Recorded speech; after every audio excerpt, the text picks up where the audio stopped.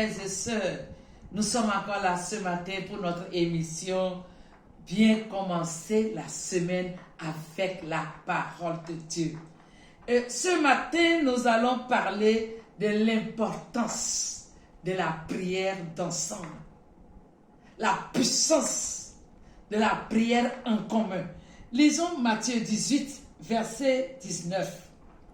Il est écrit: je vous dis encore que si deux d'entre vous s'accordent sur la terre pour demander une chose quelconque, écoutez bien, une chose quelconque, elle leur sera accordée par mon Père qui est dans les cieux. Amen. C'est une déclaration de notre Seigneur Jésus-Christ qui dit: si deux ou trois s'accordent pour demander une chose quelconque, mon Père Céleste le leur accordera. Je voudrais donc ce matin attirer notre attention sur cette importance de la prière en commun. C'est vrai, quand nous sommes seuls, nous pouvons prier et Dieu va nous exaucer, parce que Dieu exauce la prière de quiconque prie avec foi. Il y a la puissance de Dieu dans nos prières faites avec la foi. Et Dieu nous donne l'exaucement de nos prières quand nous prions. Mais lorsque nous sommes ensemble, il y a encore une puissance extraordinaire qui se dégage. Nous allons considérer ce matin deux exemples bibliques pour appuyer ce que nous sommes en train de dire. Le premier exemple se trouve dans l'Ancien Testament, dans le livre de Daniel, le chapitre 2. Il est question là de Daniel au temps du roi Nebuchadnezzar. Vous savez, Nebuchadnezzar était un roi très méchant. Un jour, Nebuchadnezzar fit un rêve dans la nuit. Et quand il s'est réveillé, la Bible dit qu'il a oublié le songe. Mais son esprit était agité par le rêve. Mais il a cherché à reconstituer le songe, mais impossible, il ne pouvait pas se rappeler. Il appelle les magiciens de son royaume, les sages de son royaume, et il leur dit: faites tout possible pour me rappeler mon rêve. Et non seulement vous allez me rappeler le rêve, mais vous allez m'en donner l'explication. Et gare à vous, si vous êtes incapable de le faire, il dit, vous serez mis en pièces. Non seulement vous, mais également vos maisons seront détruites en un tas d'immondices. Quelle sentence!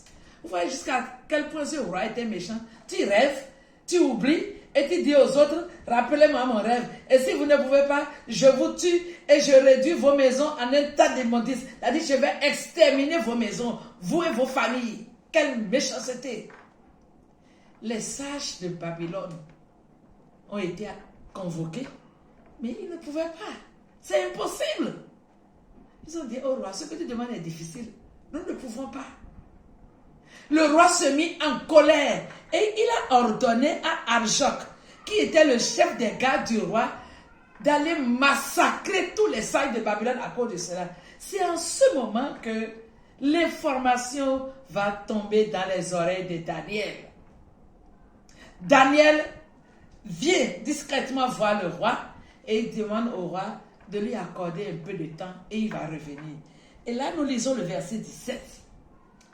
Ensuite, Daniel alla dans sa maison et il instruisit de cette affaire Anania, Michaël et Azaria, ses compagnons, les engageant à implorer la miséricorde de Dieu des cieux afin qu'on ne fît pas périr Daniel et ses compagnons avec le reste des sages de Babylone. Daniel a appris cette nouvelle. Et qu'est-ce qu'il fait? Il engage ses compagnons hébreux qui étaient à Babylone, Anania, Azaria, Michaël. Il dit: voilà la situation. Mettons-nous ensemble. Prions. Et lorsque ces 4 hébreux se sont mis à prier, la Bible dit: dans la nuit, Dieu révéla le songe à Daniel. Alléluia. L'exaucement, la puissance de la prière en commun. Dieu révéla le songe à Daniel. Et c'est pour cela que les sages n'ont pas été massacrés par la prière. Daniel pouvait prier seul. Mais vous voyez là, Daniel a compris que face à une telle situation, il faut associer les autres. Frères et sœurs, lorsque nous faisons face à des situations difficiles, mettons-nous ensemble. Trouvons des amis avec lesquels nous allons prier et le Seigneur va se manifester puissamment. Le deuxième exemple se trouve dans le Nouveau Testament. Lorsque Pierre et Jean, après leur premier miracle, quand ils ont prié et le paralytique assis à la porte du temple, après la belle a été guérie, au lieu que ce soit la joie, la Bible dit les pharisiens, les sacrificateurs se sont mis à colère et ils ont arrêté Pierre et Jean.